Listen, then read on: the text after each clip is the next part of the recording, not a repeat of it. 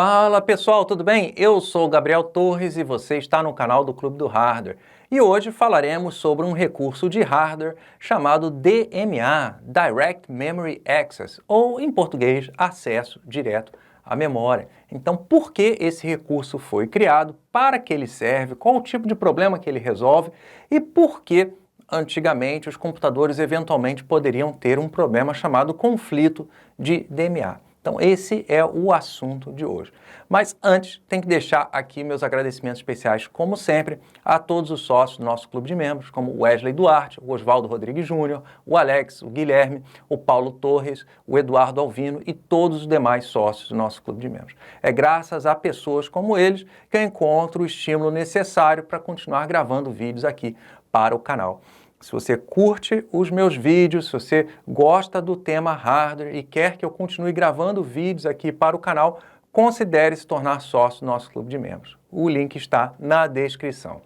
Pois bem, esse é o terceiro vídeo de uma sequência onde eu venho falando sobre como eram as coisas antigamente. O primeiro vídeo da série foi falando sobre jumpers, o que é um jumper e por que ele era utilizado para configurar a placa-mãe, as placas de expansão em computadores antigos. Na sequência, falei sobre IRQ, ou pedido de interrupção, que a gente poderia configurar através de jumpers, que era um tipo de configuração que existia, então, em placas de expansão. E agora chegou a hora de falar de outra configuração que existia antigamente, que também era feita através de jumpers, que era a configuração de DMA. Então a gente precisa primeiro explicar o que é o DMA, para que servia, por que foi criado. Pois bem, imagina a seguinte situação. Quando você liga o computador, seja hoje em dia, seja antigamente, a memória principal do computador, chamada RAM, está vazia, não tem nada ali. E o processador vai buscar instruções e dados para serem processados da memória RAM. Então, se a memória RAM está vazia, você precisa primeiro carregar dados, instruções e dados lá na memória RAM. Então, você precisa transferir essas instruções e dados que estão na unidade de armazenamento para a memória. Unidade de armazenamento eu vou falar de uma forma genérica, mas pode ser disco rígido, disquete, pendrive, SSD, não importa. Porque dependendo do computador vai ser um tipo de unidade de armazenamento que vai ser utilizado para transferir, então, por exemplo, sistema operacional e programas para a memória. Então, tradicionalmente, o processo que você pode fazer para transferir esses dados que estão na unidade de armazenamento para a memória RAM é chamada PIO, Programmed I/O ou Processor I/O, entrada e saída programada ou entrada e saída usando o processador. Aí depende da bibliografia. Pois bem, nesse modo vai ser o processador que vai transferir os dados da unidade de armazenamento para a memória RAM.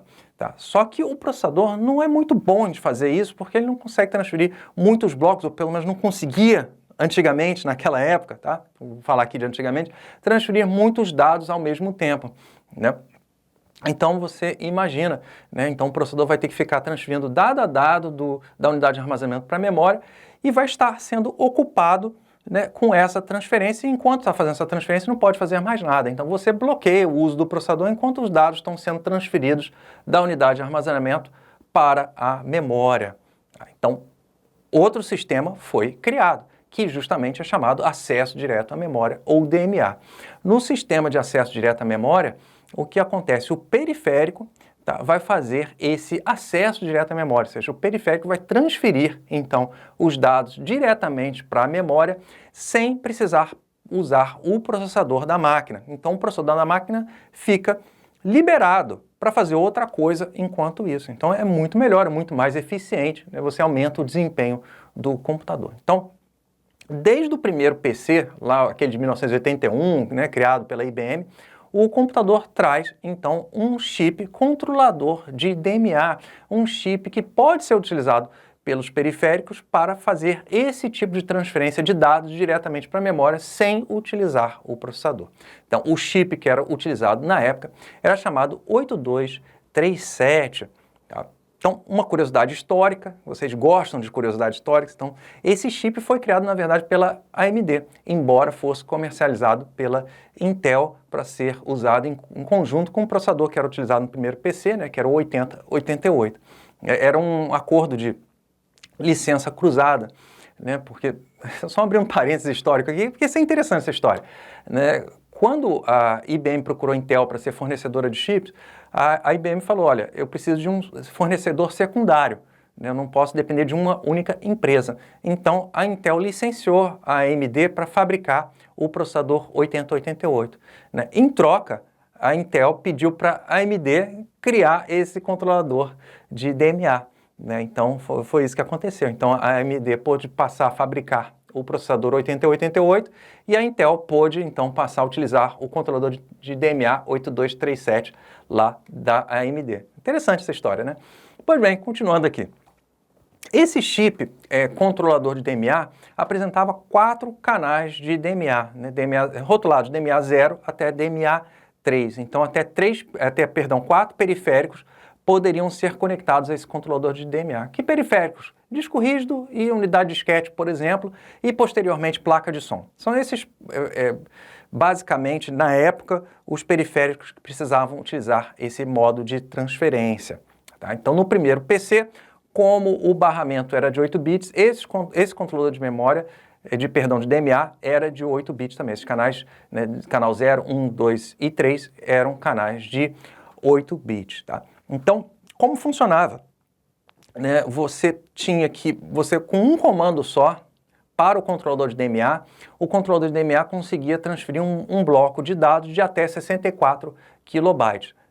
Parece pouco, mas para a época, né, era bastante, né, porque a memória principal do PC na época era dividida em blocos de 64 kilobytes, então era mais do que suficiente para a época. Né? Então o periférico mandava só um comando para o controle de DMA, falando, quer transferir esse bloco 64K. E aí o controle de DMA, beleza, vou transferir. Né? Eletronicamente, o que acontecia, o controle de DMA utilizava 2 pinos do processador, né, chamado Hold e Hold Acknowledge, né, que é o HLDA. Né? Então, esse pino Hold faz com que o processador libere o barramento principal do processador, ou seja, barramento de dados, barramento de endereços, para outro dispositivo usar, no caso, o controlador de DMA.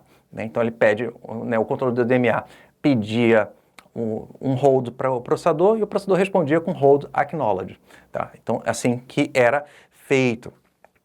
Quando o PC AT, o famoso 286, foi lançado em 1984, o barramento foi expandido para 16 bits. Né? Então, o slot que era usado na época, o slot ISA, né, passou a ter uma segunda porção. Então, passou a ser um barramento de 16 bits. Então, as placas de expansão poderia existir placa de expansão, passou a poder existir placa de expansão de 16 bits, até porque, né, o barramento de dados do 286 era de 16 bits, diferentemente do 8088, que apesar de ser um processador de 16 bits, o barramento de dados dele era de 8 bits. Então, passou a existir um segundo controlador de DMA, da mesma forma lá que o controlador de RQ, foi instalado um segundo controlador de RQ, né, quando o 286 foi lançado.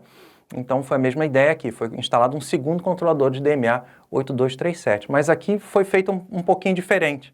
Né? Lá no 286, a partir do 286, né, no controlador de RQ, você tinha um segundo controlador de RQ instalado do primeiro, e esse primeiro, que era o antigo, era instalado no processador. Aqui foi feito diferente. Né? O novo controlador de DMA foi colocado, né, entre o controlador antigo e o processador, né, porque esse controlador de DMA novo ia fazer transferências de 16 bits. Então, para poder compatibilizar essa coisa de 8 bits, 16 bits, esse controlador que fazia transferência de 16 bits foi colocado entre o processador e o controlador de DMA antigo. Então, esse controlador de DMA novo, né, adicionou novos 4 canais de DMA, novas 4 linhas de pedido de DMA, mas uma delas, que é a DMA 4, era usada então para conectar o primeiro controlador de DMA, o primeiro controlador, o controlador antigo.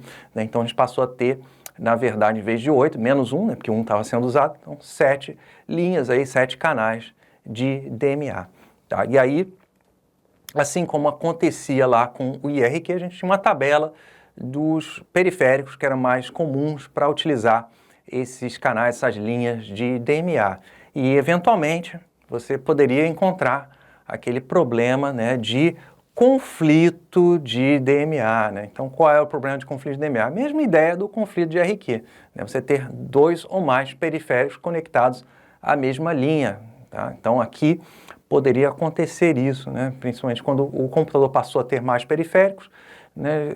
Eu lembro bem que era um problema que um tipo de porta paralela que foi lançada lá no final dos anos 80, mais para o começo dos anos 90, chamada ESP, né, que era uma porta de paralelo expandida, que tem maior taxa de transferência, passou a utilizar também canal de DMA. E aí isso daí causou um conflito de DMA, principalmente com placa de som. Né? A placa de som era sempre um dos periféricos, né, porque ele não era um periférico padrão, era opcional, né, então era sempre um periférico que acabava gerando muito conflito de RQ e conflito de DMA.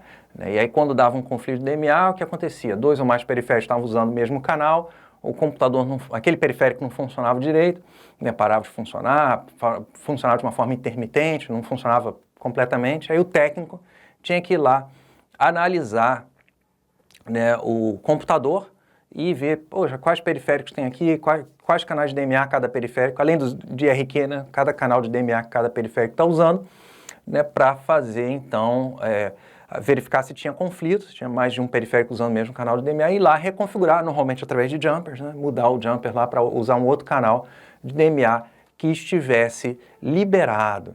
Tá? Se você gosta de aprender sobre hardware nesse nível, tá, considere comprar o meu livro, Hardware. É um livro clássico, um livro aí todo mundo conhece, é um livro super famoso, tá? Tem edição atualizada.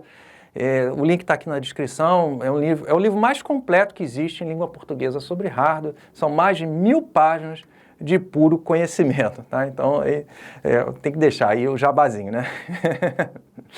Pois bem, essa história dos canais de DMA não existe mais, né? Porque na medida que o computador foi evoluindo, o barramento ISA, que é aquele barramento, né, aquele tipo de slot que foi usado no PC lá desde o início e tal, foi paulatinamente sendo substituído pelo slot PCI e depois, posteriormente, pelo PCI Express. Então, na segunda metade dos anos 90, o slot ISA foi sumindo, né? A partir dos anos 2000 já passou a não existir mais, né? Então, você não tem mais essa questão de canais de DMA, os controladores de DMA e tudo mais. Né? A técnica de DMA continua existindo e continua sendo utilizada. Né? Então, é aquilo que eu expliquei logo no início, né, a unidade de armazenamento transferindo dados para a memória, isso é feito através dessa técnica de DMA. Essa transferência é feita diretamente sem usar o processador. O que não é mais utilizado é aquele controlador de DMA antigo, 8237, né, essa configuração de canal de DMA, tudo isso não existe mais. Né? A técnica de DMA existe, mas não é configurável pelo usuário. Tudo isso é feito de forma automática pelo próprio computador. Né? Então, que eu falei para vocês, né, em outros vídeos, hoje em dia é tudo feito através de software. Software no sentido não de um programa que você instala no computador, mas os próprios periféricos, os drivers se comunicam e se ajustam e está tudo certinho. Você não vai ter mais problema de conflito de DMA, tá certo? Então, espero que vocês tenham aprendido bastante aí com o vídeo de hoje, que vocês tenham curtido, né? Deixe seu joinha, não deixe de se inscrever se você ainda não é inscrito no canal, porque eu sei que tem muita gente que assiste vídeo, mas não está inscrito, então dá aquela moral pra gente, é sempre bom a gente ver o canal crescendo, tá bom? E é isso aí, gente, um grande abraço e até o próximo vídeo. Obrigado por ter assistido esse vídeo até o final. Caso você tenha dúvidas de informática, pergunte lá no fórum do Clube do Hardware, em clubedohardware.com.br. Considere se tornar sócio do nosso clube de membros e também adquirir meus livros e cursos sobre hardware, redes e eletrônica. Os links estão aqui na descrição. Um grande abraço e até o próximo vídeo.